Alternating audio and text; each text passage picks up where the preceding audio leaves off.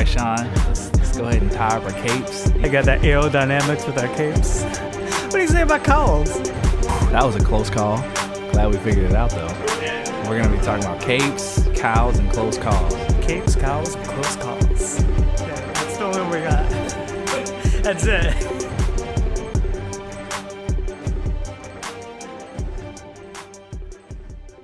Hey, everybody. Welcome to another episode of Capes, Cows, and Close Calls. My name is Nick. With me, always, is my co-host, Sean, the Irishman King. What's up, everybody? What's going on, man? Nothing much. What's going on with you? Back in the studio once again. Yep, on a Friday night. On a Friday night, man. It's late as shit. Yeah, it's like our roots how late it is. It does. It feels like just like old times. It's like we think we're in our early 20s still.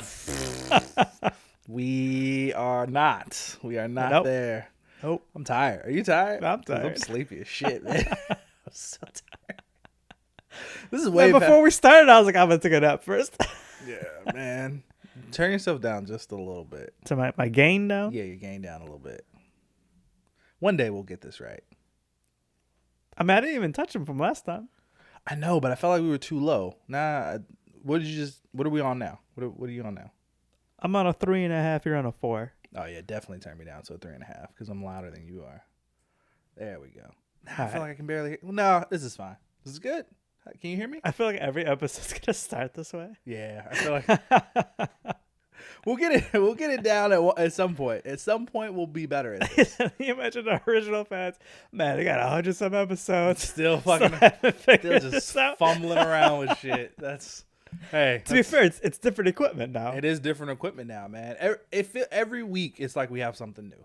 We had a new light this week. And we get rid of something? And we get rid of something. Yeah, every week. We get something new, and we get rid of something. We got a new light this week, so hopefully the lighting is a little better, because the lighting was really fucking bothering me.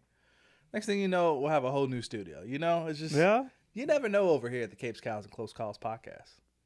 This is true. This is true. Yeah. But anyway, how was your week? What's going on? It was good, man. It was a good week. I feel like I went to the Art Institute. Did you? I did. How classy right before it closed. Okay. We got in there for about 45 minutes. It was free though. Ah. So I mean, a free 45 minutes. It was one of those like Chicago days. Yep. Free for Chicago Free residents. for Chicago residents. It's nice. And it was nice because it was also like, because it was so late, fairly empty. Yeah. I felt like I had that whole museum to myself. Nice. My mom was, so it was ironic, this has nothing to do with anything. The day before, I didn't know I was going. And my cousin recently got a job at the Art Institute. Okay. She's like, when's the last time you've been there? I haven't been there since I was a child. She always tells the story that I loved the armory, and I sword fight with like, I think it had to be like a poster or a brochure or something with my uncle. And while I was like jumping on the benches and stuff, pretending like I'm really young, obviously, pretending I'm like one of the, knights from the army. So going in there as an adult, and I was walking in and I was like, is an adult Sean going to enjoy this? Like kid Sean? And I got to say, it was the coolest thing in that museum. Have you been in the armory section? I don't think I have. I've only been in the art museum like maybe once or twice, but I definitely don't think I've been to the armory section. So it's like in the back. That sounds like the coolest section. Yeah, they got like all the like swords from like the 1500s and like the armor they were wearing, and there's like a full size, but then like kid size armors, and like there's just like a ton of it. Yeah, that definitely sounds like the dopest part of the museum easily. Yep. For sure. I don't understand modern art. Okay. I don't understand any art, if I'm being honest with you. There was a section, and there were just there were paintings that were white, just white, just white, nothing else. Yeah, nothing else. And Did they have I acted very pretentious when I did it, though. I did a strut in front of it. That sounds just like. And then I was like, and I was like, the symbolism of this, like the world is nothing, and but then in my head I was like, I could do this. Yeah, you can't, but yeah. Bro, it's nothing. Like do it. What did the exhibit say? Did it give some kind of explanation or something? It just had like the artist's name. That's stupid. And they were just white paintings. Man, there was another section that was like, it was like legit cleaning supplies organized. And I was joking. I was like, oh, the janitor just left his stuff out. But no, that was the art. Wow. So I don't get modern art. I get the other eras, I couldn't name them. Renaissance. Yeah, I understand that. Have you seen Ferris Bueller's Day Off? Yeah. So you remember they have the art scene in the movie, Mm-hmm. and they have the one. Man, our listeners are gonna hate me. That one painting where they're all staring at, and like they have like the three of them are like a foot apart from each other, spaced out, Mm-hmm. and they're man, it used to be my favorite movie, and I'm blinking on not Ferris, but the other guy. I couldn't tell you. I've seen that movie like once. You gotta watch that movie more. Anyways, he's like zooming in, and he's seen. So it's a painting that's made with a bunch of dots. You know what that kind of art it's called? No.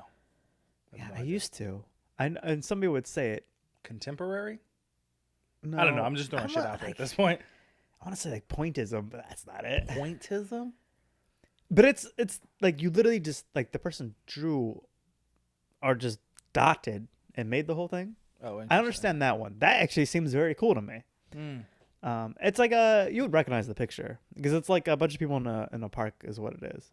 Okay. It's very famous. Gotcha. But yeah, man, went to art museum. We had Valentine's Day this week. That's true. Valentine's Day was this week. Yeah, it's a good week. Yeah, it was cool. How was your Valentine's Day? Did you do anything special? No, not really. Valentine's Day to me this year it just, I don't know, man. I felt very uninspired this Valentine's Day. I just feel like I have bigger things on my mind this year and just kind of like more. Can't forget about the little things. More future plans that I just kind of, like I knew it was coming, but it just kind of. It snuck up a bit. I was just like, whatever, man. You know what I mean? I mean, it was cool though. Like I still, I got my partner something. I got my daughter her first little Valentine. You know what I mean? That's something. So that was. I acted like nothing happened. Yeah, that was nice. That was cute. So yeah, I mean that was cool. I got some new glasses this week, and I got a new phone. So and a new phone. That's nice. You know what I mean? I can see better now. My prescription changed. It's way worse. Well, my eyesight is just shit in general, but it got worse. So I needed an even stronger prescription. Now you're seeing better. Absolutely outrageous. So yeah, now I see a lot better. So that's seeing life in HD, 4K. Man, fucking 4K. Yeah, you better believe it. Next is gonna be 8K. Yeah. Man, I'm tired. Are you tired?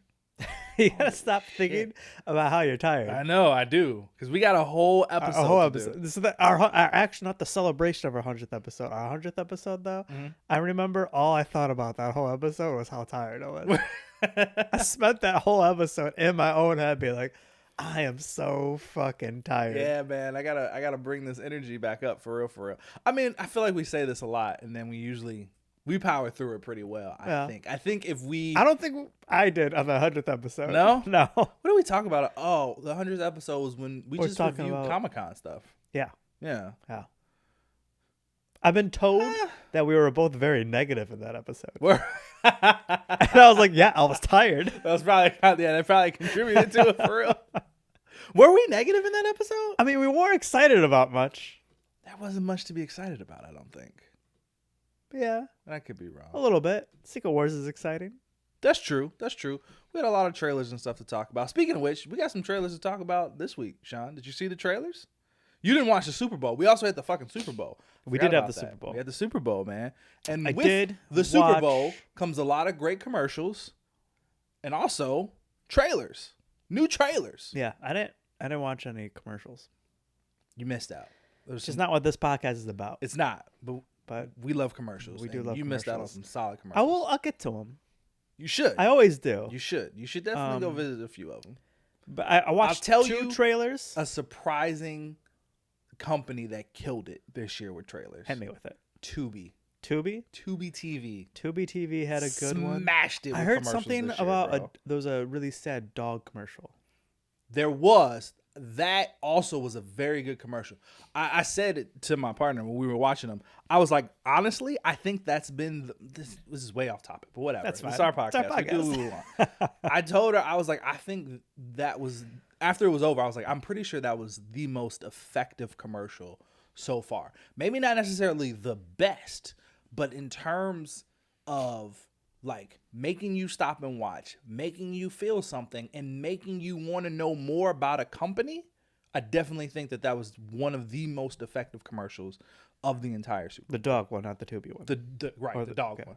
It was basically, it was a commercial where it was a dog, started as a puppy with this little girl. This little girl was probably, if I had to guess, she was probably between like the ages of like 5 and 7-ish. Okay. Right? So she gets this cute chocolate lab puppy.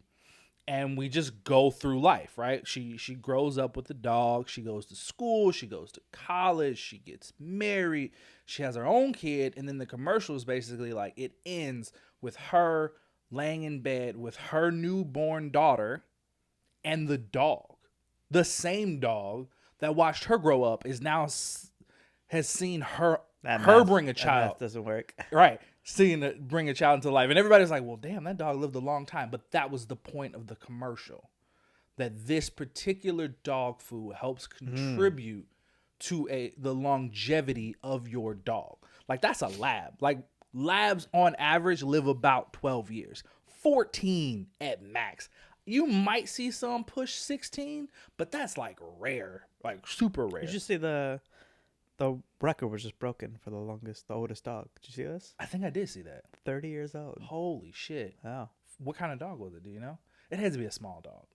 No, it was a medium-sized dog. I don't know what kind. Oh, interesting. Something like collie, probably. 30 fucking years? Apparently, it lived outside. Well, no, didn't live outside. It was never leashed, so it got to roam and lived on a farm.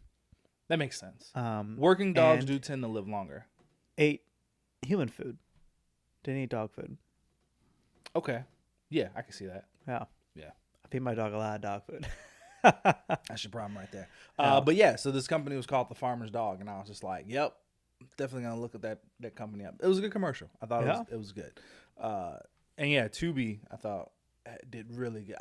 Honestly, I was shocked because the whole thing with Tubi is that it is a free streaming service. I'm like, where did y'all get the money to not only have one, but multiple commercials during the Super Bowl? Okay. Right? Yeah. Like, what the fuck? But it was effective. There was one I commercial. don't think I ever used Tubi. You haven't. Most people haven't. There's got to be ads. That's how they make I mean, I guess. I don't know. I've never used it. I think I've used it once. I mean, I didn't know it was free. It is free. Do you know that from the commercials? No, I knew that. You just know that. I knew that beforehand because one of the TVs I bought, it came pre-installed on the television. And I was like, well, what's this? Well, maybe it came free with the TV for like a amount of time. No, it's free in general. I know other people who use it. All right, let's circle back. Yeah. I've seen 2 of the trailers. Are there more than 2? No, I mean, okay, there were, but there's only 2 that we care about. So that's all that matters. All right. So there was the Flash trailer. Yep. And there was the Guardians of the Galaxy Volume 3 trailer. Saw them both. Which one you want to talk about first? Let's do Guardians. Okay. Guardians. And we just kind of saw it again right before we saw tonight's main event. So, yeah. What'd you think? That's it? That's all you got? I mean, I guess I should. I don't got a whole bunch to say about it. I hated the second expected- one. yeah, The first one's good. Second one sucked. Who knows about this one? Maybe people are going to die. People have to die. I don't have to die. People do have to die. Someone has to die. Like, Marvel has to Did you stop. think somebody was going to die in this movie we just watched? Yeah, and I'm a little upset that they didn't die. But we'll get to that later. Marvel has to stop being afraid to kill people. They are afraid of it, though. They have to stop being like they gotta murder. How many some people. movies did it take us for Iron Man to die? That's what I'm saying. A lot. They need to stop that. They They didn't need even to show us kill Captain some America people. die. We just saw that he was old. Yeah. He could still be alive. People need to die. It has to happen, or else this universe will start to feel stakeless, and no one will. Like, yeah, it'll still be cool in terms of like. I mean, Heimdall died. Yeah, whatever. That's Heimdall. I don't give a fuck about Heimdall. Nobody cares about Heimdall that much. The Warriors 3. Name one of them. Warriors 3. No. Zachary Levi. Not the people who played them. The actual characters themselves. Ah, man, I don't know. I know, but I don't can know. name I one know of you can name all 3, probably. I don't think I can name all 3. I can name one for sure. Which one? Volstagg. Which one is that? The fat one. Volstagg. What's the one with the what's the I one don't know. Zachary Levi I have plays? no idea. I have no idea what his name is. You're not gonna I should have think just like, made I up don't- names. You're not gonna think Would of you it have right known here if now. I had said the wrong name? Yeah, no, I definitely would have known if you said the wrong name. If I was like But I couldn't tell you what the right name was. Bowler The barbarian. 100% false. I know that's false. 100%. But like I said, I wouldn't know the Lady right Sith. one. She's not a part of the Warriors 3. She kind of is though. She's Sean. not part of it. There are 3 warriors. She is not But one of them. she's always the literal around name the of, Warriors right, 3. It's Lady And Sith. it's because they're sexist, and that's really what this episode's about. No. It's about the sexism out of the Thor comic books not allowing Lady Sith to be part of the Warriors 3. Why? If anything, Because she's a female, Nick? No, if Is it anything, because she's a female? she gets her own. It's Lady Sith and the Warriors 3. It's like Josie and the Pussycats. She gets her own standout name. Like, she gets her own thing. They're like, oh, no. We're not. She's too good to just be thrown in with the Warriors 3. Think about it. You couldn't think of one of the names of the Warriors 3. But you knew Lady Sith's name. I didn't know Lady Sith's name. That's what I'm saying. Point. Bam. Right. You know what I mean? Yep. So anyway, what are we talking about? Guardians of the Galaxy. Guardians of the Volume Galaxy 3. trailer. Yeah. I think it's gonna be a very okay movie. It'll be fine. You It's think not so? gonna be great. Hopefully, it won't be terrible. Yeah. I think the whole, they should have just let Gamora be dead. I don't mind it. Now, this is the stakes thing that I feel like you're talking about. Gamora should have just been dead. Yeah, I get that. You're right. Should have had this movie without. I guess now we have to do this whole thing where like, oh, I'm not your Gamora, but I love you, and Right. I don't want to do it. Yeah. I don't want to go on that ride. I get that. I'm so confused on Groot's age. I feel like. I somehow feel like he's younger now. What do you mean? Than he was in the first Guardians? No, than he was in Endgame. No, I don't think he's younger. I think I'm sure they're gonna have some weird story as to like why he decided to buff up. Maybe he was inspired by Thor, and he just decided like I want to look like that guy, and I'm just gonna I hope they don't do that. Buff up. I don't know why they went with this design. You know what would make me happy in this movie? What's that? If they killed Drax right in the beginning.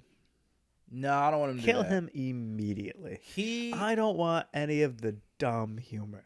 I don't want it either, but I think he at least deserves to die a decent death. You know what? I actually want him to be killed, and then it's revealed that the real Drax, like he's the one that kills him, and then we get a serious Drax character. Yeah, I don't know. A comic book that would make me enjoy this movie. Oh my god! If another Drax came out and be like this moron and just like snapped his neck, and then I mean that would be pretty entertaining. I and guess. then he's standing there I don't as know a if I would- serious character. I don't know if I would love the lasting effects of that, but that would be kind of entertaining. Yeah, Anyway, I don't like this Groot design. It's like my least. he could be favorite like Groot standing design. still, thinking that he's camouflage, and then real Drax could come and be like, "You idiot," and just like. That's what you want. I think that would make me enjoy the movie more. Why are you assuming you won't enjoy it? Because I feel it's gonna go the way of Love and Thunder. I don't think so. They're gonna even more so lean into the humor. And you know why I feel that way? Why is that? Because I watched the holiday special. I think the holiday special was his way of getting that out of his system. Yeah, I don't think so. I think this one's going to pull it back a bit. I think it's going to be a little bit more dramatic. I think it's going to be a little bit more serious. Because even the tone of this trailer is different from the tone of the trailer of Volume 2. Like, the trailer for Volume 2 made it very obvious that this was still going to be a comedy. This one doesn't really feel like that. It doesn't really feel like a comedy. Honestly, it feels like it's going to be the most dramatic of the three and the most heartfelt of the three. Like, I hope you're right. and I mean, he's gone into interviews saying that like his driving force behind finishing this story was he wanted to finish Rocket Raccoon's story. He was like, I just felt like that was a story that needed to be told, that needed to be finished. And it seems like we're going to explore his roots, explore like how he was experimented on. And I even like his line in the trailer where he's like, this guy, he doesn't want to change things. He just doesn't like things being the way they are. Some shit like that. I can't remember exactly what he said, but he said something along the lines where it's just like, he's not trying to make things better. He just doesn't like things the way they are. Like, he just wants to fuck with stuff. and like I was just one of the things he fucked with. And then there's some otter that he's gonna reunite with. So Yeah, that's fun. sure. Seems like Cosmo's gonna get a bit more screen That's time cool. in this one. You know what I I like mean? that. Yeah, Russian space dog, always a good time. And Adam Warlock. I have Yeah. from this trailer. I'm I not have that- no idea what his role is gonna be in this movie, but he'll be there. I'm not. I got nothing against Adam Warlock. Not like overly excited by that character though. Yeah, I mean, I get that. I mean, he was never particularly one of my favorites. Our boy Derek, though. Derek loves Adam Warlock. Oh, He was hoping for him in the second Guardians and in Infinity War and Endgame. But better late than never, I guess. yeah, that didn't happen. But here we go. Yeah, I'm gonna stick with. That's fair. Sure. Yeah, I mean, I get that. I don't particularly have any expectations for it, but yeah, I just hope it's not like Guardians 2. I just really hope that they learn between that and Love and Thunder that like, hey, we get it. You guys are fucking comedy people, but like dial that shit back. Do you think Thor is gonna be in this movie? No, I don't think it will be. Yeah, that annoys me even more. He might. What's the point of him going off with them? He might be in the very beginning of it, but I don't think he's gonna be in it long. If he is, it's gonna be in like the first scene, and then it'll be gone.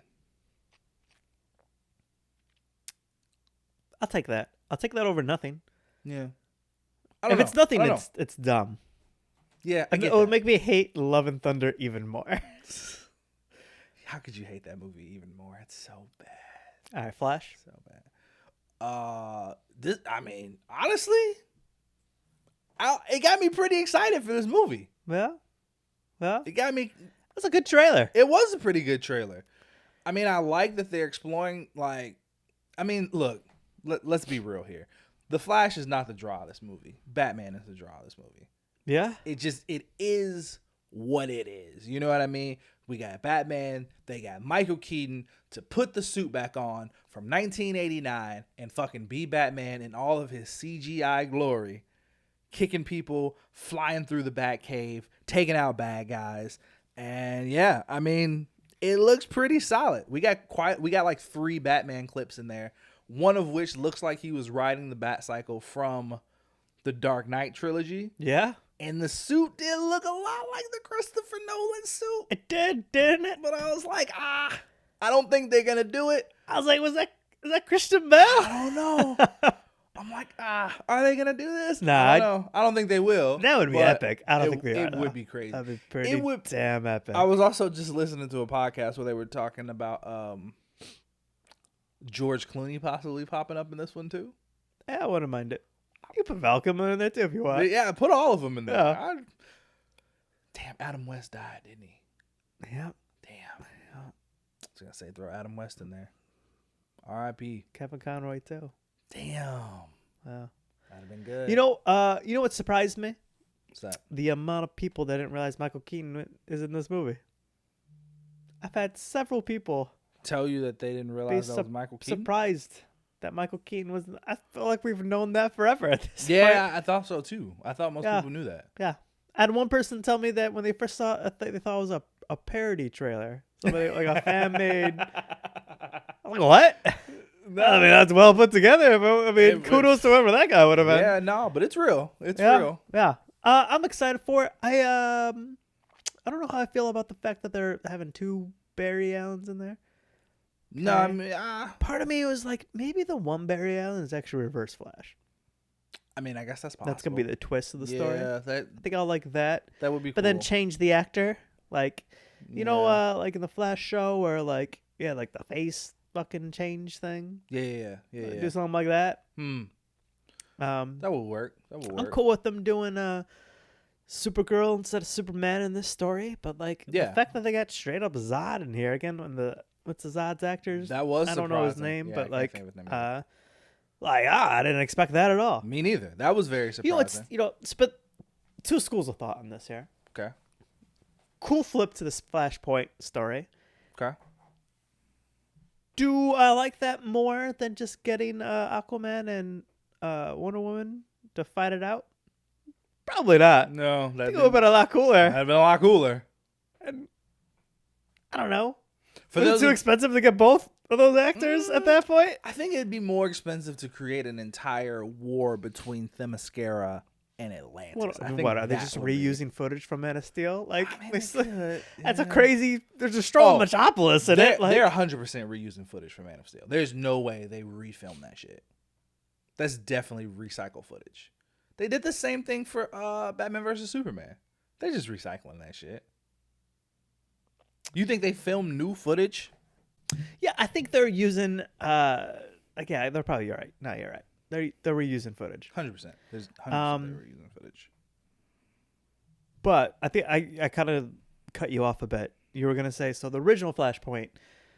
Oh yeah. Storyline. So for people who are listeners who don't know, who may not have read the Flashpoint comic book, a part of the thing that Great. yeah, it is a really good comic book. But a part of the thing that Barry happens in this universe that Barry changed is that Aquaman and Wonder Woman are at war with each other, and therefore Atlantis and Themyscira are at war with each other because Aquaman had an affair on his wife with Wonder Woman, and she, Queen Mara, found out, and Wonder Woman killed her. Yep. And Aquaman was like, you can't just kill my wife. And so so they went to war. Yep. Fun stuff. Would have been a really great movie to watch. It would have been pretty solid. But you know what else though? So what shocked me, I think, is not that Michael Keaton is in here as Batman, but that he is in here as Batman and he does not seem like he is Thomas Wayne Batman. No. He seems like regular Batman. It seems like his normal Batman. Seems like another Bruce. Yep. Like I I think guess I'd be curious. Is he 1989 Batman? Yeah, Is it the same guy? That's what I'm wondering. Like, are they pulling? Because they could very easily pull like a Spider-Man No Way Home with this. You know what I mean? Right. Like they could just, we're gonna get every Batman from every universe that we can and just put them all in this movie. But it seems like he's just going back to one alternate timeline. Yeah. He's not going to multiples. But yeah, I mean, he is an older Batman though, like much older than like Ben Affleck. So I don't know. I wonder if they're gonna address that or not, or if they're just gonna pretend like they're like the same age. He's also significantly shorter. He's a much smaller Batman. Well, yeah. Michael Keaton's not a huge guy. Yeah. Yeah, I don't think they're gonna address the age thing at all. No. I guess.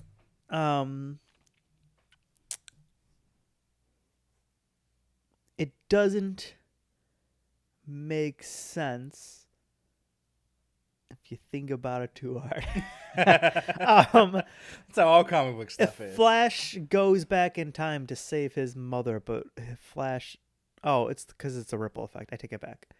So they explain in the Flashpoint comic book that one thing ripples, so it affects time, not just time going forward, but also time going backwards. So Right. It would affect the characters that were born before he did that as well. Not just like from that point on. Okay. Which is why it would, because this Barry Allen, regardless if it's Ben Affleck or Michael Keaton, their Batmans are significantly older than the Flash. Like Flash is kind of compicted as like young, like a young adult, like like early 20s kind of. Right. Yeah. So yeah, I mean, I'm excited. You know, the whole DC's kind of plan. It seems like you don't know what's gonna happen next. Like we do know the projects, but like with the Flash in particular, we don't know what's gonna happen. It seems very unlikely that they will get cast again. But it does. James Gunn already said that this will be like kind of the event that soft boots it, which is true. just like what Flashpoint did. Flashpoint led to the New 52. That's very true. What did you think of Supergirl? So there have been people complaining, of course, as always. Fucking super fans come out of the woodwork and they complain about everything that they possibly can. So Kara is not blonde.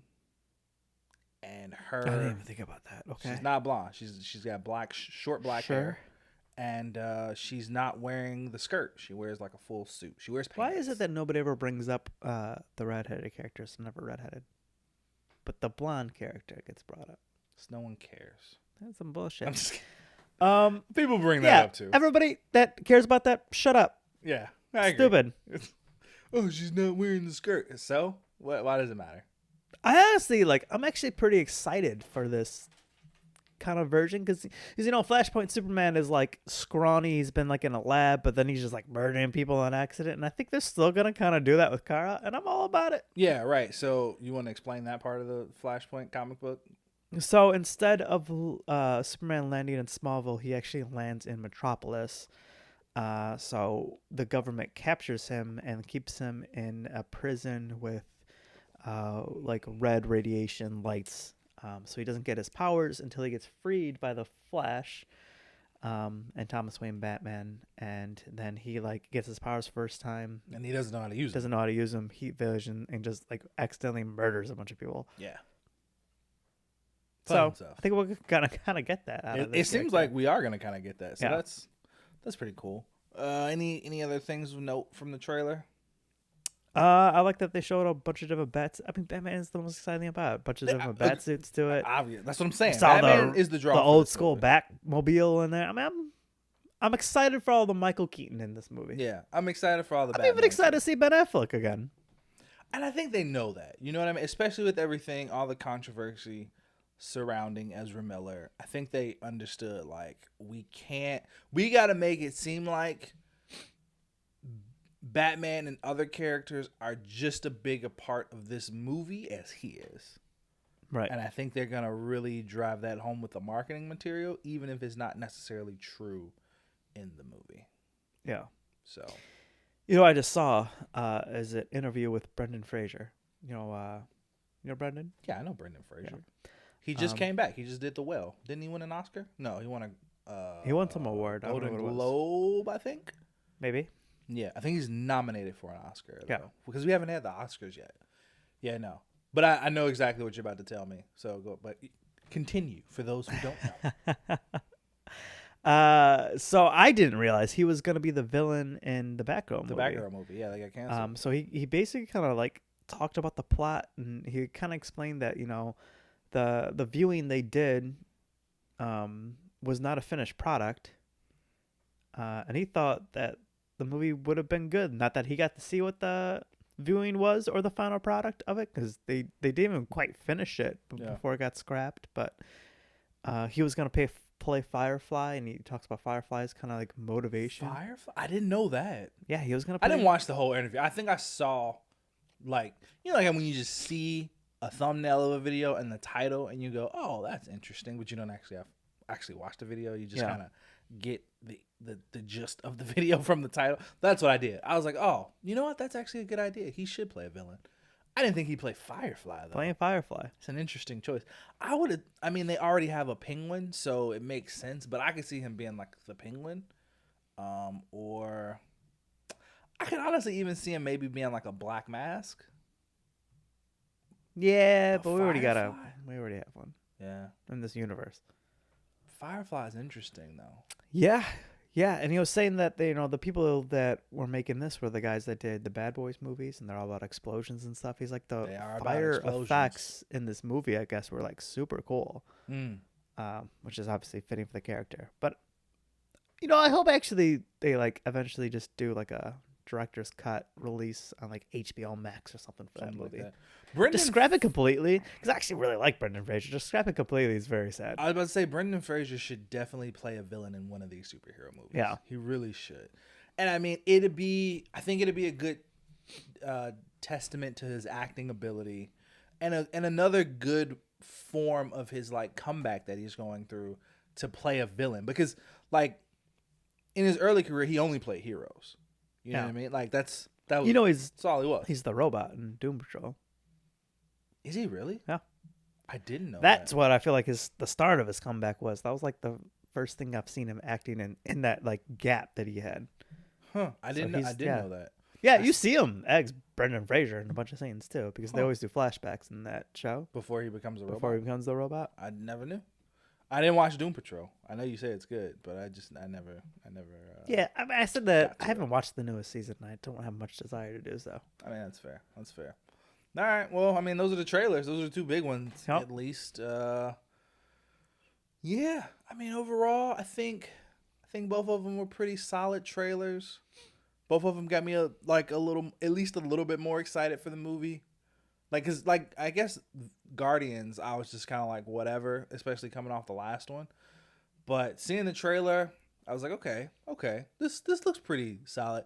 The villain looks like he'll be a little underwhelming, but whatever, it is what it is. Some of the Marvel villains are underwhelming, some of them aren't. What have you? And then yeah, the Flash trailer was like, this looks like it might actually be a good movie, despite all the bullshit that's gonna come along with it. You know what I mean? Yep. So yeah, there we go. All right, let's get into it. Let's get into the main event. That was my siren, my air horn. That's what it was.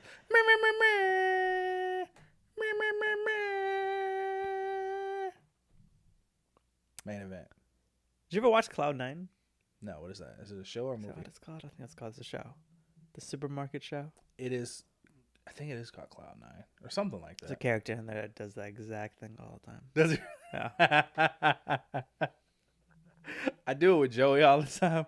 I'm always just like, it's DJ Joey Joe, and she loves it. She cracks up every time I do it. So I've gotten used to doing it.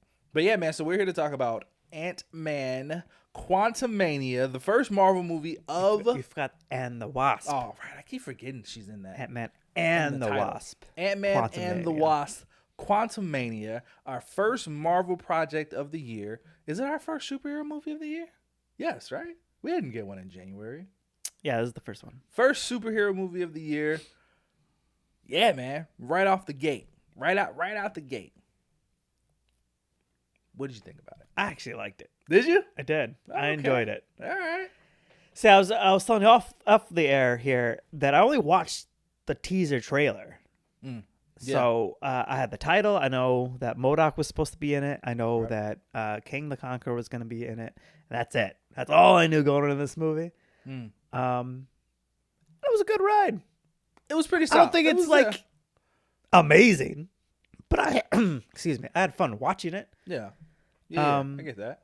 You know, compared to 1 and 2, it seemed like a very different movie. It did seem like a very different It doesn't movie. really fit the trilogy. It is very different from the trilogy, but I like that though. Me too. I like that it was different from the trilogy because honestly, the Ant-Man and the Wasp, I don't think is a very good movie. I think it's very, very okay. It just fell into that problem of just like overdoing the humor. It was just a bit too much at times. Ant-Man 1, solid movie. Yep. I think it's real. It may not be in the upper tier of Marvel movies, but it's like right below it. You know what I mean? Like you come out of upper tier and it's not mid, it's like mid upper. You know what I mean? It's like right there and I think a big part of it is because it was so unexpected. It was so unexpectedly good. Yeah. I think I remember going because it was an Ant-Man movie. Yeah, I think I remember going into that one thinking like, this is just one I gotta get through. You know what I mean? And coming out of it and being like, damn, that was actually pretty solid. It was funny. The humor landed. Like, it was a good plot. It didn't feel like the world's about to end, but that worked to its advantage. Right. You know what I mean? Like, no pun intended, but it felt a little smaller scale in comparison to the others. But again, that worked to its advantage. And I know it was a whole big thing with like a switch of directors and visions and shit like that. But I still overall enjoyed it. And this one, while it is very different in tone from the other two, you still feel that it has similar elements of humor, but it's definitely dialed back. And I think it was supposed to be. Correct amount of humor. Yeah. In my opinion. So. Yeah. Maybe not the don't be a dick. Yeah. I mean, I chuckled, but we didn't need that. Yeah. I think. But still. I think it just went on for a little too long. You know what I mean? Like it just was like, okay, we got it. Don't be a dick. Okay, cool. Yeah. And then when he comes back and he's like, I'm not a dick. I'm just like, we didn't need that. Yeah. You are though, but whatever. And not to be jumping ahead. I know MODOK was gonna be in there. I didn't think he was gonna look like that. I didn't think it was gonna be him. I wasn't 100% sure about that either. But don't say who it is yet. We'll get to that in a little bit. I mean, but as usual, we don't do non-spoiler reviews. We jump right into spoilers. We start talking about shit. I don't even know why you're even saying it anymore. That's true. I just remind, just in case we got any new listeners, Alright, man. Maybe they just picked up just go now. for all the spoilers. Yeah, we go in right this. away. We don't do so. If you haven't seen the movie and you care about not being spoiled, you probably shouldn't listen to this yet. Go see the movie, come back, then listen. Go ahead and like the episode. Yeah. Subscribe to it. Bookmark it, save it for later, and then come back Yeah. and watch it. Overall, though, yeah, I like the movie. I was a little worried. I was a little concerned. I had watched 2 trailers. I watched the initial teaser, and then I watched the regular full-size trailer. And I had been avoiding reviews as much as possible. But Me too. I had kind of been hearing just like through like the grapevine that the reviews were not stellar, out of the gate. And then a friend of mine is one of the ones who said this, and I'm like, dude, I don't want to hear about any of the reviews. And then he goes to see the movie, and the first thing he fucking does is text me, and he's like, Antman was mid. And I'm just like, bro, like, I'd be so annoyed. leave me alone. Just block You that know friend who right you now. are. Just You go ahead. know, Just go ahead and block them. I don't know who the friend is. This, you know who you are. B-Cook. You know who you are. Don't do that. But it's fine. I don't care. I think you should just block his number right I'm now. not gonna- Never talk to him I'm again. not gonna do that. I should just call A man him right that does now. that is not a real friend. I should call him right now and be like, bro, why would you do that? But it's all good. Yeah. It's fine. But Ooh-wee. man, I don't even call it mid. I liked the movie. Yeah, again, I wouldn't put it in like the upper class of Marvel movies, right? Like Let's put everything in the last phase. This is phase 5 officially now, right? I know, yeah. This is the Right, so official this is start first of phase 5. Phase 5. Everything, just movie, not TV show. Phase 4. Where does it land? Okay, so what did we get in phase movie wise? What did we get in phase 4? We got Wakanda Forever. Forever. Thor: Love and Thunder. Yep. What's it? Black Widow. Shang-Chi. Shang-Chi. Eternals. Multiverse of Madness. Multiverse of Madness. Like, you want me to throw it in with those? Yes. Like, you want me to rank them and then throw this in there? Is that what you're telling me? Yeah, but I mean, unless it's on the bottom, just give the bottom. Like, to me, I'll do it first. So you can get what I'm talking about here, Mm-hmm. right? Wakanda Forever is number 1. Right.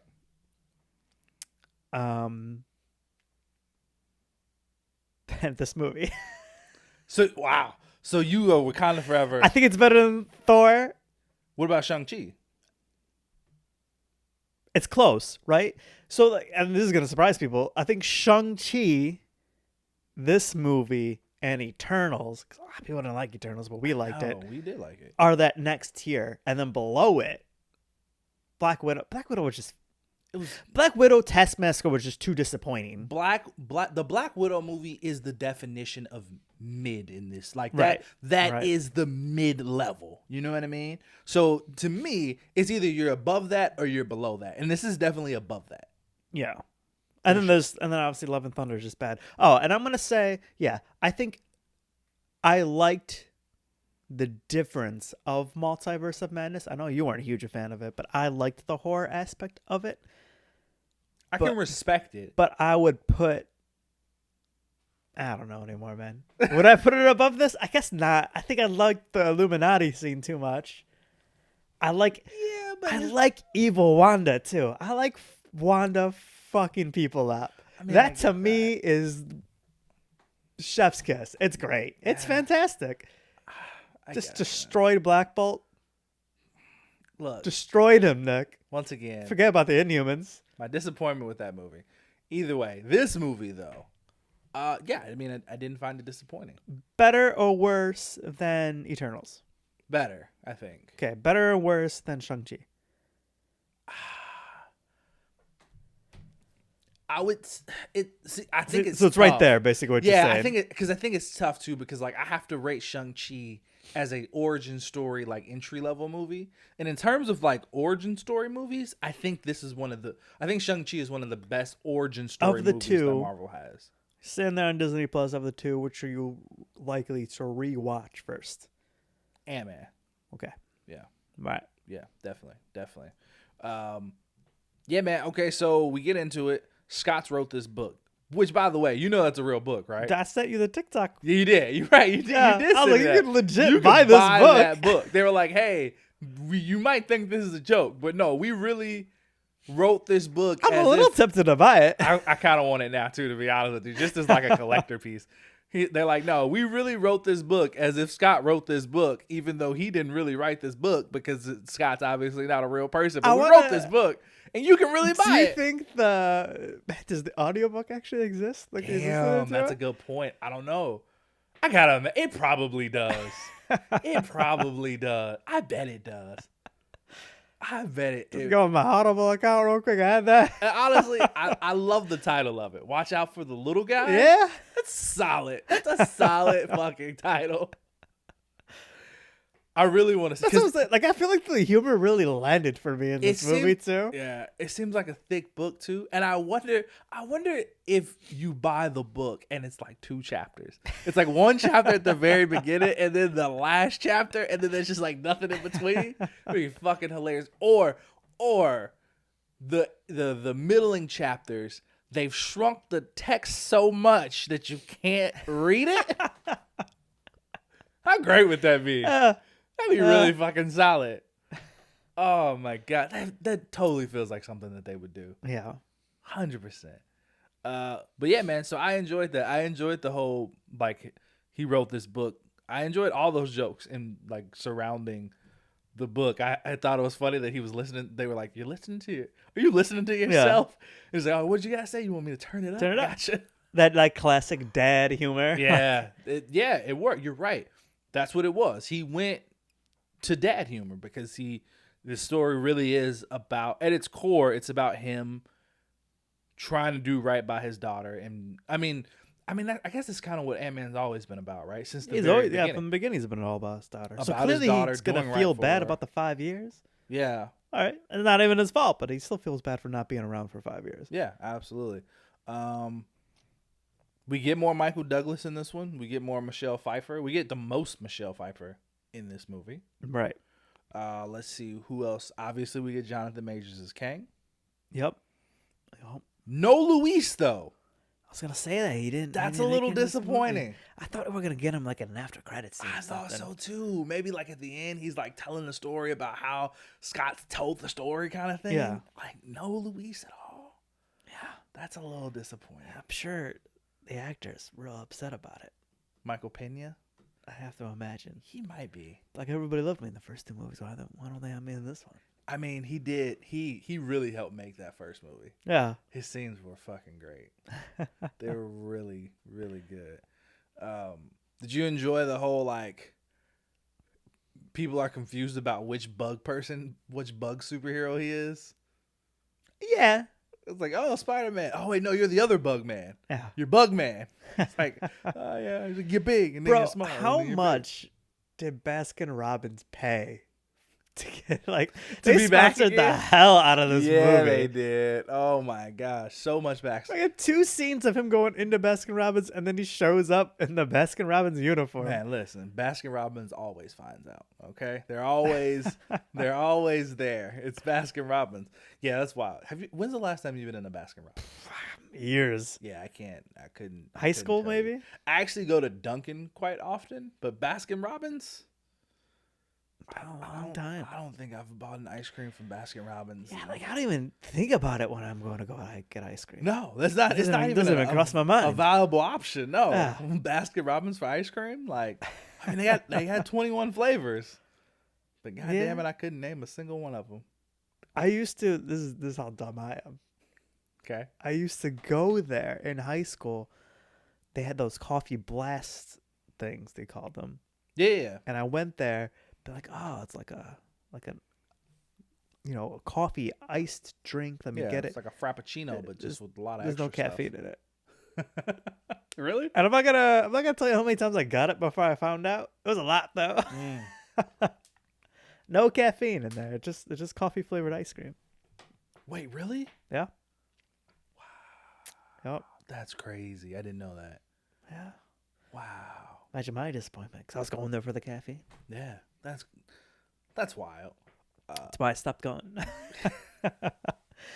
But it's not long before we find out that Cassie is kind of following her dad's footsteps in the sense of like she's seen him fight for the world and be an Avenger, and she also just wants to fight and help people. And she's been messing around with some Pym tech and stuff like that. She's actually really smart. I don't remember her being that smart in the comic books, but I could be wrong. Yeah. I mean, I don't know Not a even ton about her. I mean, she's a from the little kid comics. in the first two movies, right? And we Yeah. don't get a lot of her as older in Infinity War. But like, even that, I was like, man, she's a scientist. Like she got, Yeah. and I get the motivation, but I don't get the motivation, right? She's like, oh, I had 5 years with those journals, but like she didn't know that her dad was in the quantum realm, Right. right? She thought he was blipped away. Yeah, that's true. They all did. And I kind of felt like, how'd she even get the journals? I don't know. Maybe she stole them. Maybe she just kind of knew that that's where her dad. She was like, I don't know. I do want to Maybe- be a Ant-Man, Ant-Woman, Wasp character. Maybe Hope did Hope disappear? Yeah, she did. She Yeah. poofed too. They all did actually. Right. They're all gone. Yeah, you're She right. was, and then I think we're supposed to just think that she's with her mom, Yeah, but we don't yeah. see her mom or her stepfather, Right. who also didn't make the cut to this movie. Yeah. Yeah, I don't know. I mean, maybe they just. Maybe somebody told her. Somebody had to have told her stories about her dad, and then she just probably went to this. I mean, because realistically, Hank Pym's house would have just been empty and abandoned, I guess. So she could have very True. easily just broke into there. But we don't spend much time in the real world. The majority, 90% of this movie takes place in the quantum realm. Yep. What did you think of the design and the setup and some of the characters of the quantum realm? I liked it.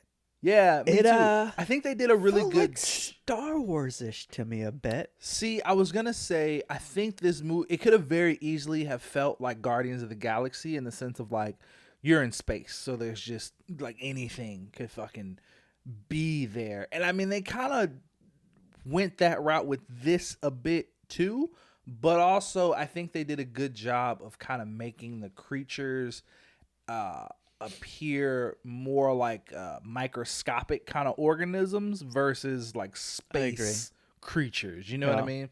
Like they all just kind of felt like they were like, I don't even know what the fuck to say. Like just like little insect kind of like they look like cells and nucleuses and amoeba, like that kind of stuff. You know what I mean? Right. It felt like, oh yeah, that looks like some microorganisms that I wouldn't be able to see. It doesn't seem like they're just like weird space creatures. Yeah. No, So I agree. thought that was good. I like that. Yeah. What'd you think of the no holes guy? It's weird. It was a weird, Weird character. weird character. I mean, I guess You they, drink them and you can Yeah. understand languages. yeah. You know what? You know what's the shocking thing about it? What's that? Was that I was okay with it. I'm like, all right, sure. You drink this, dude. You understand what everybody's saying. Yeah, honestly, I didn't. Nobody questioned it. Let's just move on. I didn't really think twice about it either. To be honest with Yeah. you, I was just like, "Oh, okay, I get it now." Cassie's like, drink the She's like, goo. "Drink and the the most like ooze." creepy way. And it's like dripping down Yeah. her face, and I'm just like, "Oh, that looks." I was like, she gross." possessed when she said that. Why did Yeah. she say it like And then that? you're drunk and it's like, oh, that's why you drink it. Yeah. No, that makes sense. Because I was wondering. Because he for started a going to second- like the understanding that it's Yeah. drink the go. I was wondering for a second. I'm like, does Janet speak whatever language?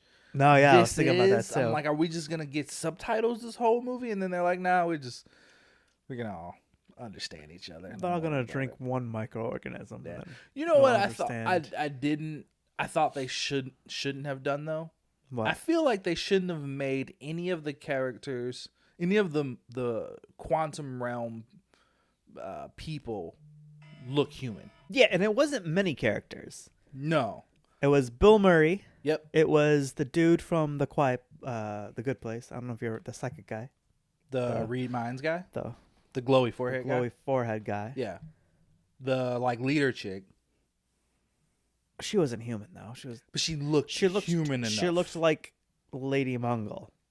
It's like they took Lady Mungo from DC and just put her in and here. put her in this movie. Yeah, but she still looked human enough because like you get her right, who's like, I mean, because technically none of them are human, but you Right. get her who looks human enough, and then you get the goop creature who looks like just so far off, or you get fucking laser cannon face Yeah. head. But like, yeah. Why was Bill Murray not anything? That is a good He was question. just like a regular human. I thought he was supposed to be MODOK, honestly. People were saying that. I thought he was. And I thought he would have been a great MODOK. Yeah. But it was weird that he wasn't. And he was only in the movie for like... random ass character. Yeah, he was in the movie for like restaurant. maybe 10 Tray, minutes. make some jokes that make Hank Pym a little uncomfortable, and then like, I really thought we were gonna see him one more time when the ants came, because he's like, "Do you guys have ants here?" Oh yeah, he Right? does say that. It's like, you I like thought ants, like right? he was gonna come like, "These are my motherfucking like, here are my ants." These are my ants. Why did he have so much power? Because he traded. Yeah, I He was a think traitor? yeah, he had like led the rebellion, and then essentially like it's like, never mind, it's just easier to follow him.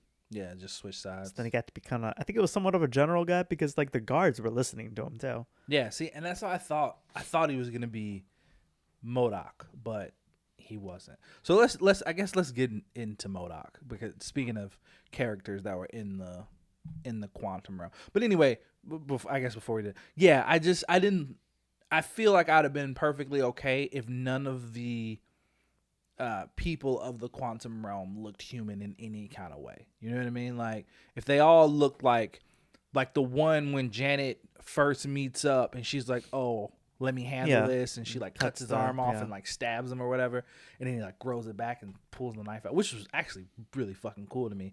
But he had like, man, Janet can fight. yeah, and also I just thought it was cool that he just sucked the knife in and then just regenerated an arm and pulled the knife back out. Like, how would you kill that guy? They need him on the fucking event. Bring him back with you. This dude's a beast. But he had just like a weird like insect kind of face.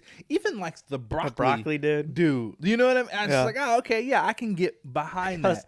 Goes and tries to hit on Hope at the bar. Hilarious. Yeah. I'm like, I can correct amount of humor. Yeah, I'm like, I can get behind that. But yeah, just the people who just look like regular humans, I'm just like, why do they look like regular humans? Why don't they have some kind of odd feature? But I mean, it's a small gripe. It's not that big of a deal. It's easier to like have the conversations with those characters. Is probably why they do it. To make them, yeah, I get that. Yeah. Yeah. Why? I lost my train of thought. I was about to ask you. It's all good. We can talk about MODOK. Mechanism. What is it? Mechanism only designed something to kill. Yeah. It's something kill for killing. For killing. What is Hold on, because MODOK. Gotta look this up. What does MODOK AIM stand for? Before? I can't remember the first movie. I remember what I was going to ask. What is it? But the first movie, was that guy part of AIM? Yes, I think he was. Okay, so that was super fitting that he becomes MODOK. Yeah, definitely. Okay. Mental organism designed only for killing. Okay, I'm going to forget it, but all right. Mental organism designed only for killing. Also love that Scott was like, will that be MODOK? Because there would be an F. Like, why'd you take the F out? But whatever. That's good. That's good. The shock, though, the reveal is who MODOK actually is. Right. Did you? Okay, so going into this, I had kind of saw the MODOK design. I had saw that it was kind of like this gold plated face thing, right? And in my head, I'm like, there's no way they're going to do the big head, little arms and legs thing, right? Yeah. I'm like, there's no way they're doing that. This is a machine. Somebody's controlling it. Maybe it'll have a screen or something on it that projects a large face, but there's no way. Like what they did with Zoloff. Yeah, basically. I'm like, there's no way this is going to be a giant head and little limbs. There's no way. But sure fucking enough, They did it. They were like, nah, if we gonna do this, and this is what I respect about Marvel. Like, we're gonna do this shit, we gonna do it right. How do you create a character like that and put him into a movie and not make him a joke? Yeah. But I think they did pretty well. They did fairly well. I honestly could have taken MODOK out of this movie. Oh yeah, you definitely could have. But anyway, He was kind of goofy. It was fucking Yellow Jacket from the first Ant-Man movie. Yep. Turns out Which like makes sense that's where you went. It does actually. I was like, no, that definitely. I buy that. That adds up because you see him like weirdly shrink down, like shrinks an arm and then the other arm and then his head is what's left and then he just shoots. I wonder. Did they know? They're right. Did they? I wonder when they were writing that, did they think like, no, we're gonna bring him back as MODOK at some point, or if it was just like a coincidence and these writers are just this fucking skilled, man. Yep. I was like, man, no, it's good. It did make sense. They might have known. They might have known. And it also makes sense that he's just like, yeah, nah, I mean, I had basically turned into a killer on the up there. So, yeah, it makes sense that I just be a killer down here, too. A little bit of a less of a genius scientist guy. Yeah. I just kind of out of his mind, but okay. That's true. But he was also going out of his mind when he was he's still a freaking scientist. Yeah. I feel like he didn't have any Pym particles with him. No, he didn't. How do you know? Why would he have Pym particles with him? Because his fucking suit was using Pym particles as a Yellow Jacket. I think he lost that suit when he shrunk. He was in the suit when he shrunk. No, I'm saying like once. I don't know, man. It seems like I think it was a flaw. Maybe he ran out. He had a Pym particle with him. You think so? Yeah. I don't feel like he did. It's been a while since I watched that movie. But their whole fight, they were shrinking and enlarging and shrinking and enlarging. Yeah. Making fucking the toy train big and shit. Yeah. Like, that's true. I think we're swearing a lot. I'm swearing a lot in this episode. Are you really? It's because you're tired. Yeah. You're tired. This is what I was gonna ask. Why doesn't Hank Pym have a suit anymore? I don't know. Did they address that in the first movie? Like, part of me is like, he has a heart problem, but then another part of me is like, is that Batman and Batman Beyond? And I'm just like combining that with this. Technically, Scott's suit is his suit. You can't make another suit. Cassie got a suit. I don't think he wants to. I think that's the thing. I don't think because the Pym particles were driving him crazy. Like they were driving him crazy. Basically, they were like messing with his mental state. So I think he just gave up on. That's the thing. I thought he was like the Pym particles. I thought he was just going crazy without Janet. No. It was the Pym particles. They were making him crazy. He said that. I'm pretty sure he said that. Then why is Scott using them? First movie. And then his daughter use them. Because he's not old. I don't know, Nick. Also, that seems wrong to me. I'm pretty sure in the first movie, he basically sets it up. It's basically set up like he doesn't care about what happens to Scott. Right. He's doing this for his own selfish gain. Right. He doesn't care about what happens to Scott, so he doesn't care about the side effects that Scott might have. That doesn't stand to be true now. You would think so. His own daughter's doing it. But at the same time, scared about his daughter this whole time. It's a Marvel movie, so all I'm saying, Nick, he could have corrected it. How cool would it have been to get the original Antman and Wasp in suits and see them like really fuck some shit up? Nah, I don't think I would have liked that. You wouldn't have liked that? Better, yeah. All of them have suits, and he's just like, let me show you how we did this back in my day. I said this in the last review we did, and I'm going to say it again. I'm a little sick of everybody having a suit. I'm a little tired of it. Okay, well, he needs the suit to shrink down. I mean, obviously he doesn't. He doesn't need the suit. You're telling me that you wouldn't be kind of excited from an actual, like, Hank? I actually, because, like, comic book-wise, I prefer Hank Pym over Scott Lang. I mean, I get that. But no, I'm cool. I'm cool with him just being the ant guy. He controls the ants now, but he doesn't need the suit to do it. I'm fine with that. I disagree, but all right, it's fine. If anything, I was more so wondering where Janet's suit went, because she clearly still had it in the quantum realm. True. So where is it now? I mean, I guess she wouldn't wear it on an everyday basis. You know what else Probably confuses didn't me have it too? on, but Why doesn't everybody have wings? because they're not all called the Wasp. Right. I get that. Ant-Man can't have wings, bro. And some ants have wings. Yeah, I know, and that's why he rides the ants. Sean, This don't is go. a poor answer, Nick. Don't I need go. a better answer. No, listen to than me. that. You're trying to challenge the status quo right now. I need you to not do that. No, I'm doing it. I need you to not do that. How much easier would Scott's life be if he could fly too? Man, and then there's the Wasp. Right. All wasps have wings. Some ants Not also all have ants wings. Have wings. There's your answer. And then Cassie, Yeah. Stature. I feel like she should have some wings too. No, she shouldn't. Because before it felt like it was a sexist thing. You know what I mean? Because both wasps, mom and daughter, had wings. Correct. All I'm saying is my man should have some wings. He gets small and giant. She just gets small. She needs the Wasp wings. has become big too. Not in this, she hasn't. But in the comic book, she does. Cassie gets small and big. And she Hank doesn't Pym, need wings. Hank Pym at one point becomes the Wasp and has wings. Because he's called the Wasp. What are you not getting about this? There's the Wasp who has wings. You're putting too much and then on the name. Ant-Man doesn't have wings. How much The clearer name can it be? doesn't matter for the function of the suit. Sean, listen to me. I'm gonna Listen, I explain can this. do. I can do the hand motions too. I'm gonna explain this one more time to you, okay? I swear, if you There's say it again, The Wasp oh my god, that has wings. Because ants all can wasps, also have wings. but not all Can ants have wings. But can they? All wasps have wings. But can they?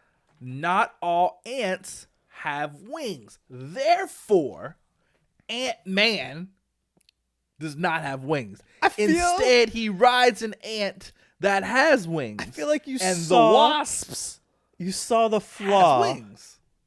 before, but then you just doubled down, right? Like as you were saying it, If you I were don't- like, "Yeah, ants. Some ants do have wings." If I don't double down on what I believe in, You don't believe it, though. Nick. then I can tell you don't believe it. what am I even doing with my life?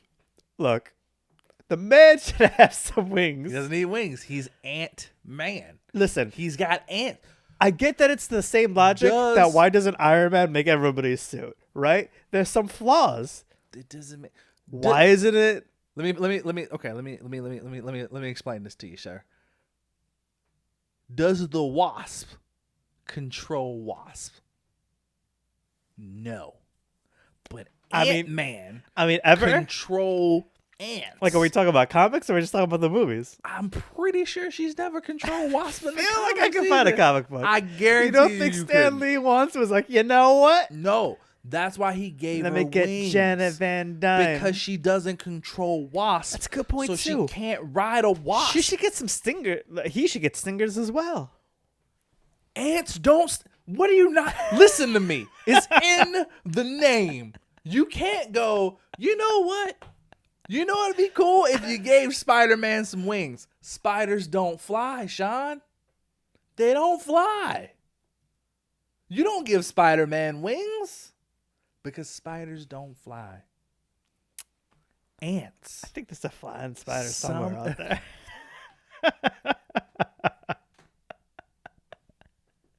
Whatever, man. You don't think Spider-Man's ever flown? I think Spider-Man's flying. I think the closest Cosmic Spider-Man fly? I think that's different though. But does he? I'm talking about true natural powers. He doesn't fly. But the cosmic one flies. He flies because he has the power cosmic. Right. That's not his power. That's not the power of a spider. That's the power of the cosmos. I'm just saying that There's the Wasp, I Sean. swear to God with you. And then there's Ant-Man. Ants have wings too. Some ants have Some. wings.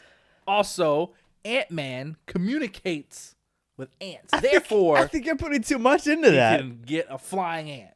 The Right. Wasp is Right. solo. I She understand doesn't that. communicate with wasps. Because, I mean, by that, she has stingers, but it's not like a pin needle sticking out of her butt. I don't Her think stingers are the little zappy guns in her wrist. I don't think the fact that you can ride something and the fact that you could fly yourself are comparable things, right? Like, would you rather have a horse or be able to run as fast as the horse? Right? Sometimes, sure, riding the horse would be a good time. But also, it's a little bit more functional if you yourself could just move that fast. Is it though? So, It's a fair point. Antman should have some damn wings. He doesn't need wings. He has ants that fly. Really? And he also has the Does wasp. he? Because it seems like he was going to fall and his girlfriend had to catch him. Sean? Anthony wasn't around, Nick. Anthony died. It's Antony, first of all. Anthony died in the Respect first Anthony. movie. And then he just And got he another wasn't one. around. There are billions of ants. But not in the quantum realm. Obviously, there are. But not when he's falling. He didn't talk to ants at all in this movie. Yeah, he didn't. Hank did the whole time. Because he's Ant-Man. Kind of like the only point of his character in this movie was just to Yeah, which is... be there to talk to the ants. I'm fine with that. I'm Yeah. completely okay with that. Anyways. So yeah, MODOK, fine. But we're still on MODOK. Yeah, it was the reveal. It was Yellow Jacket, which I was pretty shocked about. Were you shocked about that? Yes, I was did shocked not about expect that. Yeah, I didn't expect it either. Let's see, who else? Obviously, we had Paul Rudd back as Ant-Man. Good stuff. Killing Thought it. he did great. We had Evangeline Lilly back as the Wasp. Hope Van Dyne, solid performance. Michelle Pfeiffer, killed it. For her name being in the title too, I feel like her role wasn't that big. It wasn't. It actually, it wasn't. It definitely focused on the relationship of Scott and his daughter. and Cassie. Yeah. For sure. Definitely. Yeah. What did you think about the action in this movie? It's good. It's fine. I thought it was good. Overall, I think I was very impressed with the CGI of this movie. Yeah. I kind of expected it. I mean, like for like an Ant-Man movie, I kind of expected it to not be as top level as it was, but it felt pretty on par with like Infinity War, honestly. Right. Yeah. I mean, they spared no expense. They definitely did. Some of the scenes where they were running, I was like, I feel like that's a green screen behind them. Oh, I mean, 100% it was. Yeah. But yeah. But I mean, overall, I thought it looked great. It did. The shrinking and enlarging effect still solid. Yeah. When he's bigger and he's like has the slower movements and he's like, ooh, Cassie. Good stuff. Yeah. I thought it was good. I like I'm so hungry and I want a lime. Is that a lime? That was a good scene. Yeah. I really enjoyed it. Cassie went big. Citrus I'm fruits, so right? hungry. He's like, citrus, right? She's like, yeah, it's citrus. Throwback to when he was like, does anybody have any orange slices? Which apparently he improvised that. So good stuff. I thought, and that was, these writers, man, they know what they're doing. Yeah. Because if there's any throwaway line in Civil War, it's that one. It's like, you could have completely took that out of the movie and it wouldn't have changed it in any way, shape, or form. But to be like, yeah, no, we're gonna throw back to this improvised line that he said in Civil War, and not such an obvious way, because she's like, I want lime, and he's just like, citrus fruits, and it's like, because she could have easily have said like, I want some orange slices too, but she said, no, I want like a lime or something. It's like, first of all, who's eating limes? Have you ever just eaten a lime? No, never. Yeah, weird, right? No. You pour that over things. Exactly. You never eat it by itself. Perhaps a limeade. Maybe. But who's just drinking eating one? Yeah. No. Never.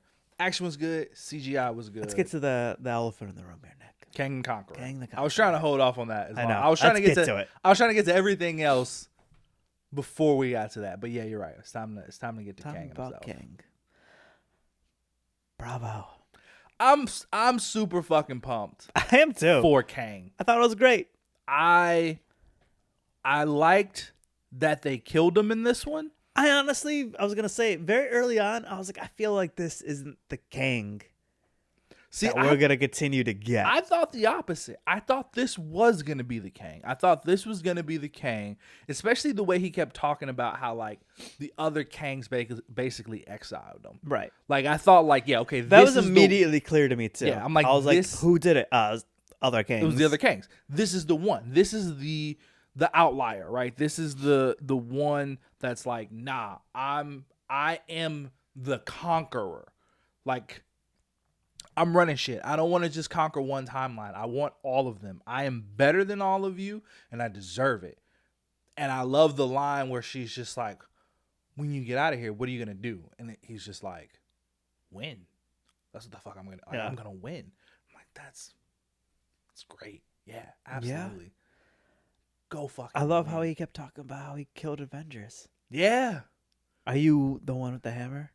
Oh, you just want to bring up that you killed Thor. Yeah, basically. I wish I was really hoping that there was gonna be a follow-up line to that, like him saying like, and he's like, "Oh, you were the one with the hammer," and he's like, "Oh, Thor, no, I understand why people get us mistaken. We got the same bodies," which was funny, and I thought I was really hoping he'd say something along the line. Kang would say something along the lines of like, "Huh, interesting. Well, he's typically the hardest to kill. So if you're not him, then I really don't have anything to worry about." Like I was really hoping we get something kind of like that to just really drive home like, nah, he's killed him. Even the bigger, badder ones, like he's killed them. And it's just like, nah, that was solid stuff. I had kind of had that spoiled before going into the movie on TikTok. But then I thought maybe somebody was making it up, but turns out they weren't, but it was still good. It was still a good line. It's like, you're an Avenger, huh? Have I killed you before? No? Huh.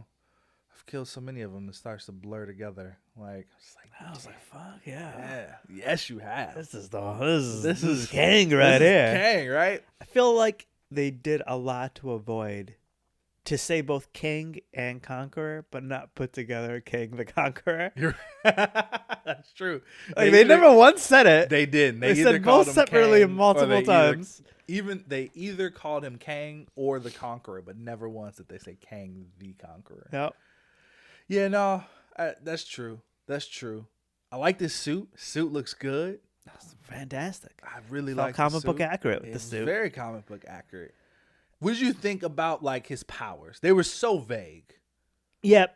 I liked it. I liked how he like looked like he was hardly trying when he was taking people down. Yeah, he definitely looked like it was almost boring. It was so easy to him. Yeah, and I like that he very much has that kind of superiority complex. You know what I mean? Yeah. Where he was just like MODOK goes to just like kind of answer a question and he flicks him away and he's just like, don't fucking talk while I'm in the room. Like what? Yeah. What's wrong with you? Even the way he was sitting down, like when he was sitting in his chair, he had this like kind of like side, like looking down, like he didn't really. You know what it was? Really care. Exactly. He looked relaxed. Like he has nothing to worry about. Even though he knows there's an entire rebellion out there against him, he had this look on his face as if like no one could touch me, even if they tried. I don't even need to have my guard up. Like I'm so just untouchable. And I love that attitude. And I love that just the flick of his hands and he's just like, I could kill you at any point, anytime I want. I could end your life. And the way he threatens Scott and he's like, if you don't do this, I'm going to kill your daughter in front of you. You know, if this and was I'm going to make you watch it over and over and over until you want to die yourself. Like, god damn, that's a threat. Yeah. I was thinking to myself, if this was a rated R movie, he would have killed her and then reverse time. You know what I mean? Yeah. How insane would that have been? He just like pretty nuts. Just like slams her against the wall. She's dead, and then like does like a little flick of the wrist thing, brings her back, and be like, "How about now? You want to help me now, or should I do it again?" That'd have been intense. But I liked it though. I liked Kang. He definitely. Did you think he had good star of this movie. or too vague of motivation? I think his motivation in this movie was pretty vague. Yeah.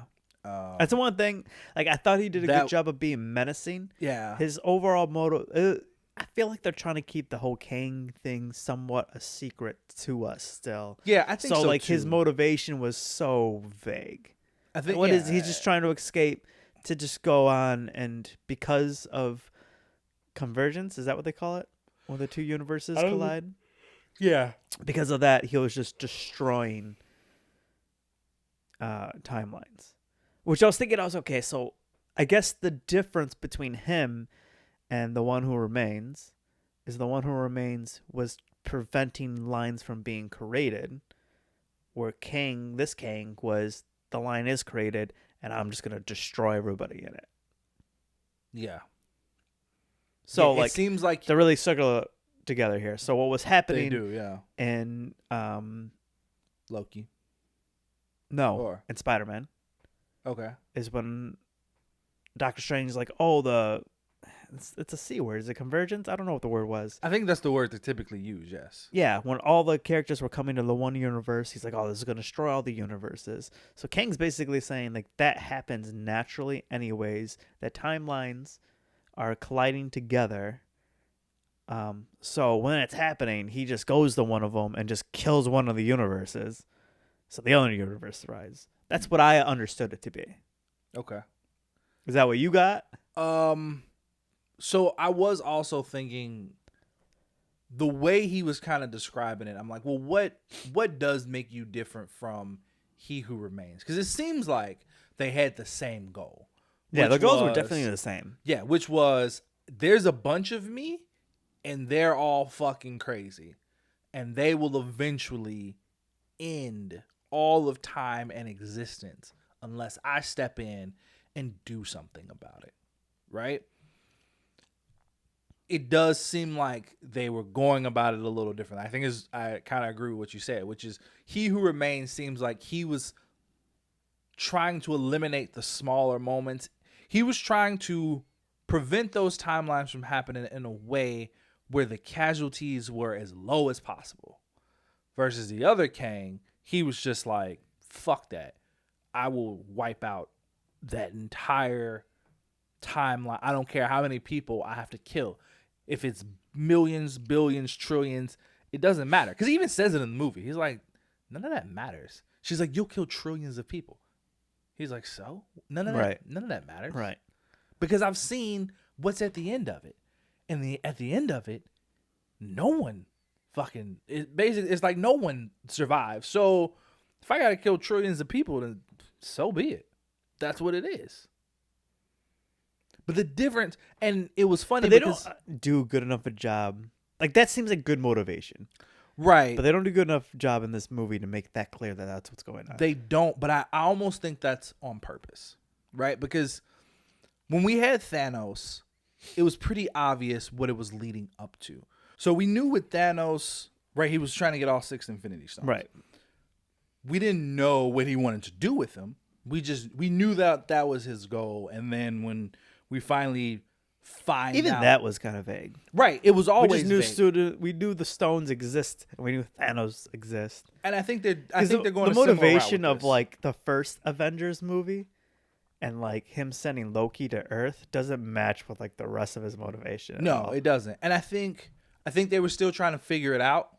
Right. What he was truly going they for. didn't know then what they were gonna do. No, and I think this is probably a similar scenario.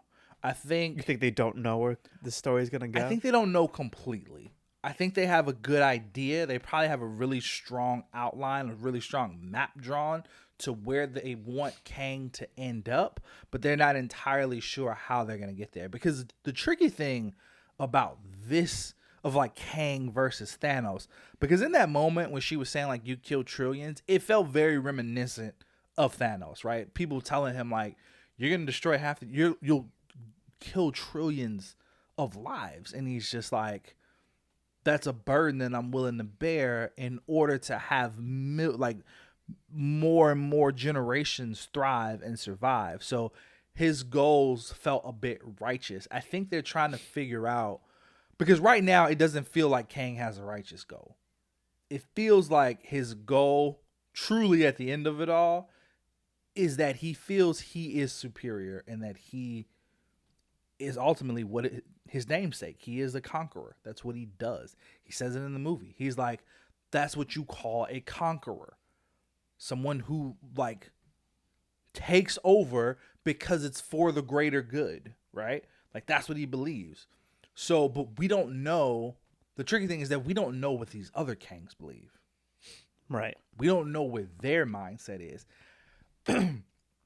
And to me, that's what makes Kang as this next big villain so interesting. Because the idea that he could be in these small projects like Loki, a version of him can be in Loki, a version of him can be in Antman. We don't even know where he'll pop up next. He's got to be in at least 2 other movies before we get to those Avengers movies. True. And that to me is so fucking exciting. I like that now as we well. can see 2 more versions of him. So you think we're just going to consistently get different versions of him? I think so. And I honestly kind of hope so. Like, honestly, if he was the villain for every single Marvel movie going forward, I think I'd be okay with that. A different version of him, because that's also what would make him so terrifying as a villain. With Thanos, yes, he had an army. He had this elite group of warriors, right? He had Ebony Maw and Corvus Glaive and Proxima Midnight, and he had like his elite 4, and then it was him, and then he had a full force fucking army with the Chitauri and shit. But with Thanos, it was very much like you cut the head off of the snake and the snake's gonna die, right? Like if they managed to kill Thanos first, his army would have backed off. They wouldn't have cared. They'd been like, well, we have no one to follow anymore. Like, what are we fighting for, right? This feels like the opposite.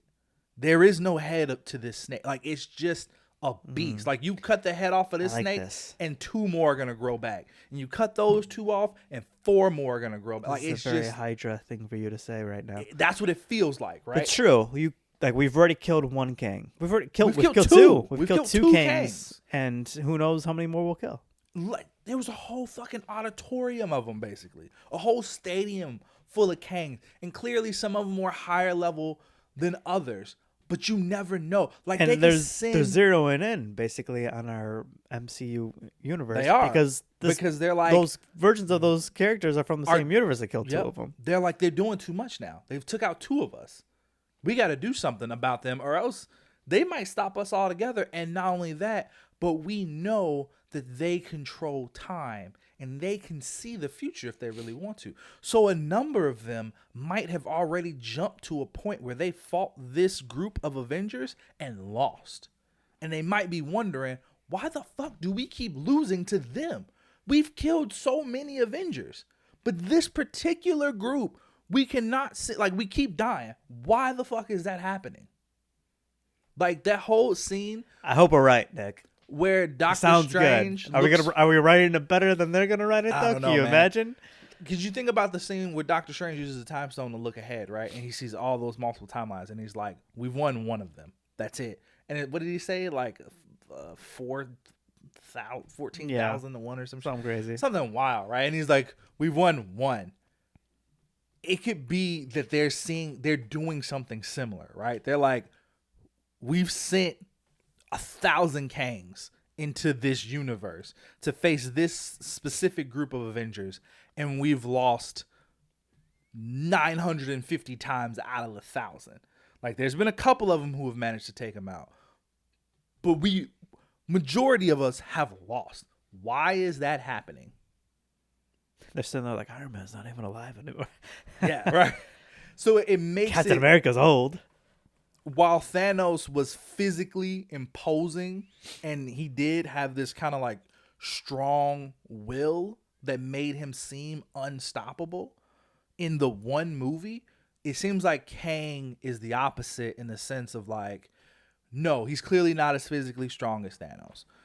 No, maybe he doesn't have the same will that Thanos did, but what he lacks in those 2 things, he simply makes up for it in just sheer numbers. There's an infinite number of me who all believe themselves to be superior to not only the Avengers, but everyone, including my other selves. Right. So we will continue to try to kill you guys because we've done it plenty of times before. We just got to do it this one last time. Because you're the only ones that are standing in our way now. It's an exciting premise. So I that about Kang really excites me. All right. How's that feel? What'd you think of the final fight scene? They just beat the shit out of Antman. I like that too. I loved it. And again, I liked it like, because took their technology, the powers away. Kang's gonna beat the shit out of you now. Yeah, they did. And I like that too. They took his powers away, they took his tech away, but he's still a fighter. Like he can still. Yeah. And again, it makes sense. He's been all throughout time. Like he's learned skills from every era of not just humankind, but every other kind too. So like it makes sense that he can throw down. You know what I mean? I like that he wasn't just like, again, just completely invincible without his tech. Like he wasn't like Thanos. Like Thanos, almost every time he got into a fight in Infinity War, it was no shot. Yeah. Like it was just every time they thought they had the upper hand, he was just like, nah, I'm too big, I'm too bad for that. But this one felt like, no, Ant-Man though. Ant-Man is landing some hits on Kang. I don't know if that would fly over, but no, I enjoyed it. I also really like, and I've liked this in all the Marvel movies, like every time we get a new Marvel movie and we see like characters that we've been seeing from the beginning, I like seeing them leveled up. Like this version of Ant-Man seems so far from the first version of Ant-Man we got in terms of skill, strength, ability, like quick thing. You know what I mean? Like he feels seasoned now. Like he think his reaction time's faster. He thinks quicker. Like he's just better equipped to handle situations now than he was originally. You know what I mean? Yeah. He's just like, something happened. He's just like, suit, I'm in it. There's no like running around or waiting to the last second. It's like, suit, I'm in it. Shrink, up, big, small. Like when he was fighting Kang, like when they outside of the building, when they were kind of all fighting them before the ants got there, and he just goes from like little, hitting them, knocks them to the ground, immediately goes big, grabs them, slams them into the wall. Like I was like, yeah, no, that's I loved that they both had that like both Ant-Man and the Wasp had that like, let's go get him. Like, yeah, like they didn't hesitate. They just went right into it. That's what I like. That whole like, exactly, no hesitation anymore. The reaction time is just like, we're heroes. We do this shit. We gotta get them. They just looked at each other and they're like, yep, this is it. Boom. And Cassie's just like, oh, what do I do? And I even like how she just kind of jumped in and was just like, I'm gonna go big and just squeeze them. But yeah, no, how they just jumped in. I love seeing them level up. I love seeing the heroes get better and better and better, and I just think that's really great. You don't feel like like if you were just to watch the 3 Ant-Man movies in a row, you don't feel like this is the same Scott we had in Ant-Man 1. This feels, and there's a good development. Yeah, this feels. Unlike Thor. And I mean, I guess character aside, like just in terms of skills and combat and abilities, like this feels like a leveled up version of Ant-Man versus, and he's been through a lot, you know? Yeah. So it makes sense. Been in jail 4 times. 4 times. 4 bro. times. This is my last point. Do you feel like in the very beginning of the movie, when they're all getting sucked into the two-way walkie-talkie think of a majigger, okay, that both Hope and Scott Lang could have just not fallen in, decided to actively go in there, and then just reopened a portal and let everybody out? Because I feel like that's a big flaw in this movie. Wait, say it again? So we see... So the characters that fall in are Cassie, Hank, and Janet. Right. Hope and Scott actively decide to go in to follow, right? Right. You know, parents and then following their kid. Both those characters could have not done that. And then reopened a portal to let everybody out. I see what you're saying. Yeah. I would argue maybe Scott doesn't know how, Right. But Hope could have done that. If I had to, close call here, but if I had to, We can call this our close call. if I had to defend it, right, what I would say is, I think because there's still so many uncertainties about the quantum realm, including the way time works specifically, while they could have done it, I think they both know they don't know how long it would have took them to do it. So even if it only took them 10 minutes, who knows how much time would have went through in the quantum realm. But time's and they always would have moving been slower. It's never moving faster. Well, no, because the ants fell through and they went ahead That's a good point. 1,000 years. That's a fair point. So, it could have been, there might not have been nothing for them to come back. They could have turned to dust.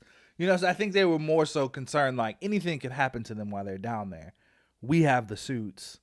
We have the shrinking and the growing ability. We should probably go in and help them. Well done. So that would be All right, how many ants? Mario. If anything, I would say Scott, that's the one scene where Scott took too long to put his suit on. He could have just went big, and then that way he probably would have had a better chance of stopping that from happening. He could have just stepped on it. He might have got sucked in, who knows, maybe. But if he was bigger, it would took longer for him to get sucked down to small. So that's what I'd say. Right, how many ants? I get this a 7.5 out of 10. I was gonna go 8. Nice. Yeah. Nice. I thought about 8, but I was like, I don't know if I go quite 8. I go 7.5. It seems like people don't like it. It so does far. seem like people don't like it. I was just gonna since say, we've watched it, it's I guess on track to have the lowest Rotten Tomatoes score. that's wild to me. I think a big part of it is that people are being. Let's make this our close call. Do you feel like close call?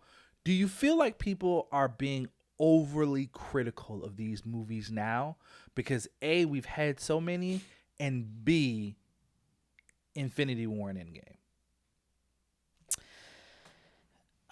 Yeah, I do think people are being overly critical, and it's basically what you're saying. But I think partially too. So like, this is part of the reason why I stopped watching trailers / stopped listening to fan theories, because we've gotten some really cool things that have happened. So now everything's really gone off the rails. Right? Like, remember, we thought we were going to see so much more in Multiverse of Madness. Yeah. And how much cooler would that movie been if we didn't know going into it that we're going to see Charles Xavier? We would have been blown away by that. We would have been absolutely blown away. So like, I think it's like a part of like the cool things a lot of the times for these Marvel movies are given away before you're going to go see the movie. And because we've gotten officially gotten a movie where all the characters were in one, and we've gotten a Spider-Man movie where we got all the Spider-Man in one movie, now the bar has been set so high. Yeah. That like not every movie is going to reach it, and it's okay. They shouldn't. We can't have every movie be absolutely epic, because then nothing's epic. And I think that's a fair point, and I think that's a big point too. I don't think that this movie, again, I've been hearing a lot of people say it's very mid, right? It's very middling. First of all, mid is not necessarily a bad thing. Right. I think people use that as a term to describe something as bad. I don't think it's necessarily bad. There's nothing wrong with being in the middle. There's absolutely nothing wrong with it, right? I don't think this movie is mid. I think people's expectations are just entirely too high. Like you said, because of what we've seen so far, one, you have the group of people who just expect the absolute most out of these movies, right? Like, at this point, they're like, why isn't every movie basically like an Avengers 1.5? Like, why is it not? Why are we only seeing 2 to 3 characters? Like, why is there not an Avengers team in every movie? Why are we not seeing different multiverses and Hugh Jackman and Michael Fassbender, Magneto? Like, why aren't we seeing all of this in every movie? And it's just like, it can't be that. Right. It can't be. The other thing is, the bar has been set very, very high. So it's like, but again, not, as you said, not every movie can just be epic, because then nothing's epic. So it's like, Yeah. you got to dial it back a bit. You got to have more grounded stories. You got to have stuff that brings you back to a smaller scale, or else when the scale does blow up and get grand, it doesn't feel grand.